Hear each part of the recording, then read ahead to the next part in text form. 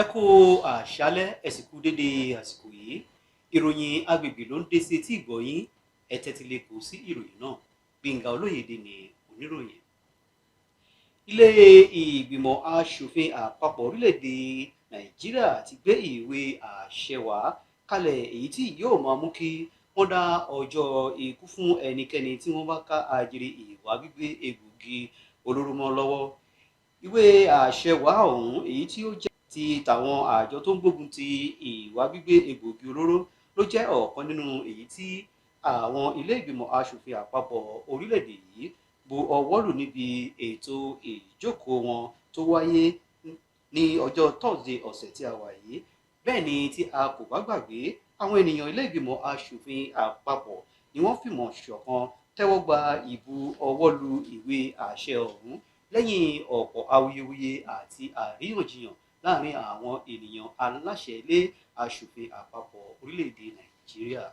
Bákan náà, olùgbé abúlé kan tí wọ́n pè ní Sawasiki Quarters ní Kubozo tó wà ní ìjọba ìbílẹ̀ ìpínlẹ̀ Kano ní ìròyìn kan ti wá ní dédé aago 10 òwúrọ̀ ọjọ́ 5 oṣù karùn-ún ọdún tí a wà yìí láti ọ̀dọ̀ arákùnrin kan tó sọ wípé ẹ̀gbọ́n òun tí wọ́n pè ní Bello Buka tó jẹ́ òṣìṣẹ́ ẹ̀ka iléeṣẹ́ Keto ẹni ọdún márùndínlógójì tó ń gbé Sawasaki Housing Estate ní ìlú Kano ti sá kúrò ní ilé pẹ̀lú ọkọ̀ ayọ́kẹ́lẹ́ Toyota Corolla láti ọjọ́ 4 oṣù karùn-ún ọdún tí a wà yìí tí wọn kò sì mọ ibi tí kó wá arákùnrin ọ̀hún gbé ọkọ̀ ayọ́kẹ́lẹ́ náà gbà lọ.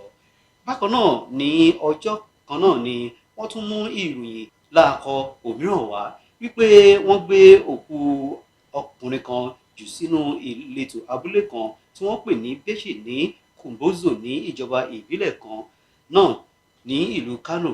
Òkú ọkùnrin ọ̀hún ní àwọn ọlọ́pàá tí wọ́n ṣiṣẹ́ wọn tí wọ́n yàn láàyò láti ẹkùn ọlọ́pàá ìjọba ìbílẹ̀ náà tó wà ní Kumbozo, èyí tí DPO ẹkùn tàwọn ọlọ́pàá agbègbè náà ṣáájú iṣẹ́ ṣíṣe ọ̀hún tí wọ́n fi gbé òkú arákùnrin náà lọ sí ilé ìwòsàn tí wọ́n pè ní Aminu Kano Teaching Hospital tó wà ní ìlú Kano, níbi tí àwọn dókítà ti gba àgbàwọlé òkú náà. Látàrí ìṣèwádìí tàwọn ọlọ́pàá lórí ìṣẹ̀lẹ̀ náà ló mú kọmíṣánná àwọn ọlọ́pàá ẹkùn ti ìlú Kano Hussein Gume gbé àwọn ọ̀tẹlẹ̀múyẹ́ dìde láti ẹkùn tàwọn ọlọ́pàá, èyí tí ọ̀kan nínú ọ̀gá ọlọ́pàá Aliyu Muhammed ṣáájú àwọn ọlọ́pàá láti ṣe àwárí afurasí ọ̀daràn tó ṣe iṣẹ́ láabi ọ̀hún. Láì fi ọ̀pá pọ̀lọ̀pọ̀lọ̀ péjò ni àwọn ọlọ́pàá gbéra sọ tí wọ́n sì ṣe àwárí arákùnrin afurasí kan ẹni ọdún márùndínlógójì tí wọ́n pe orúkọ rẹ̀ ní Sodiq Zubairu tó ń gbé ní Housen Arewa Quarters tó ń bẹ ní ìjọba ìbílẹ̀ ìlú Nasarawa ní dédé aago 9 òwúrọ̀. Látàrí ìṣèwádìí àwọn ọlọ́pàá, afurasí náà jẹ́wọ́ wípé òun gbìmọ̀pọ̀ pẹ̀lú àwọn ìyókù ẹlẹgbẹ́ òun láti gba arákùnrin náà sí inú ilé. Sọ wípé títí ìgbà tí arákùnrin náà jẹ́ Ọlọ́run nípè, sọ wípé ọ̀rẹ́ ni àwọn. Ó ní kí ó tó di wípé àwọn gba ẹ̀mí arákùnrin náà, ó ní ṣe ni òun fi okùn sí lọ́rùn tí òun sì gbá ní igi lórí pẹ̀lú áyọ̀nù ìlọṣọ kí ó tó di wípé ẹ̀mí bọ́ lára arákùnrin ọ̀hún. Bẹ́ẹ̀ ni òun gbé òkú rẹ̀ sínú ọkọ̀ ayọ́kẹ́lẹ́ tí òun sì gbé jù kalẹ̀ sí ẹ̀bá ojú ọ̀nà tó wà ní abúlé kan tí wọ́n pè ní Beshi. Ní báyìí, kọmíṣánná àwọn ọlọ́pàá ẹkùn náà wá lo àsìkò yìí dúpẹ́ púpọ̀ lọ́wọ́ àwọn ènìyàn ìlú, rọ̀ wọ́n láti máa jábọ̀ ìṣẹ̀lẹ̀ kíṣẹ̀lẹ̀ ní agbègbè tí kó àwọn tẹ̀dó sí. Bákan náà, ẹkùn ọlọ́pàá ìpínlẹ̀ Adamawa ní ọjọ́ 8 oṣù karùn-ún ọdún tí a wà yìí gbọ́ ìfisùn kan láti ọ̀dọ̀ arákùnrin kan tí wọ́n pe orúkọ rẹ̀ ní Edwin Eze tó jẹ́ olùgbé Tudun Wada ní Ganye ní ìjọba ìbílẹ̀ náà.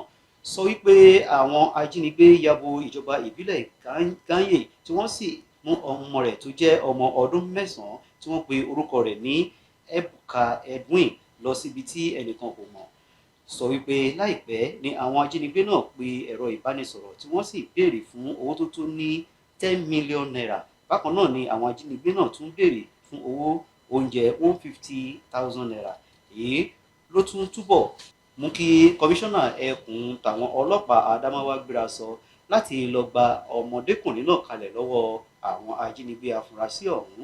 Bẹ́ẹ̀ ni látàrí iṣẹ́ takuntakun tàwọn ọlọ́pàá ẹkùn Adamawa ni wọ́n fi ṣe àwárí afurasí ajínigbé Muktar Mohammed ẹni 20 ọdún àti Hussein Suleiman ẹni 20 ọdún bákan náà.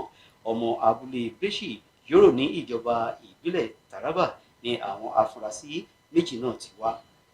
Tọ́ àsùnjí lórun tàṣálẹ́ ìní ẹ pàdé wa ní dédé àsìkò yìí lọ́la òde òní nígbà táwọn máa mú ìròyìn àgbègbè wá sí tí ìgbọ́ yín. Gbénga Olóyèdé kí yín ire o.